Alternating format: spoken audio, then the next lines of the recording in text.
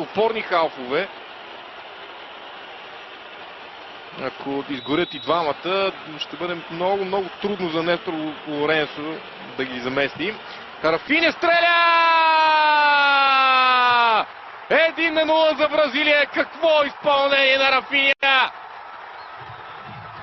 Страхотен гол на футболиста на Барселона. Луда дива радост на бразилските привърженици по трибуните. Селесао повежда в резултата в този изключително важен последен матч от груповата фаза на надпреварата. Споменах преди малко, че ако Винисиус го няма за двубой срещу Уругвай, това изглежда като абсолютната рецепта за провал. Победа за Бразилия обаче би означавала, че четвъртфиналния